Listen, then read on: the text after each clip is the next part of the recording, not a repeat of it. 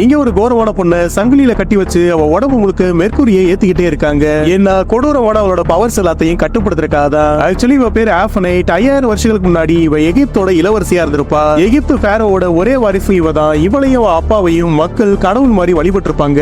ஆனா ஒரு நாள் அவ அப்பா புதுசா ஒரு பொண்ணை கல்யாணம் பண்ணி அவங்களுக்கு ஆண் குழந்தை பிறந்து ஆஃபனைட்டோட த்ரோனுக்கு ஆபத்து வந்துருது. சோ அவ அரியணையை காப்பாத்திக்கிறதுக்காக ஆஃபனைட் ஈவில் கார்டான செட்டோட ஒப்பந்தம் போடுறா. உடனே நரகத்துல இருந்து ஒரு மெசஞ்சர் வந்து ஆஃபனைட் கிட்ட செட்டோட கத்தியை கொடுக்குறா. அத அவ கையில எடுத்ததுமே ஈவில் பவர்ஸ் அவ உடம்பு முழுக்க பரவ ஆரம்பிக்குது. அதுக்கப்புறமா அந்த கத்தியை வச்சு அவ அப்பாவையும் அந்த குழந்தையையும் கொலை பண்ணிடுறா. கடைசியா செட்ட மனுஷன் உலகத்துக்கு கொண்டு வரதுக்கு ஒரு உடம்பு தேவைங்கிறதால ஒருத்தனை வசியம் பண்ணி பலி கொடுக்க போறா. அப்ப சரியான நேரத்துல அவளை பிடிச்ச பேரோட ஆளுங்க உயிரோட அவளை மம்மியாக்கி எகிப்தை விட்டு முடிஞ்ச வர தூரமா கொண்டு போய் சிறை வச்சிடறாங்க.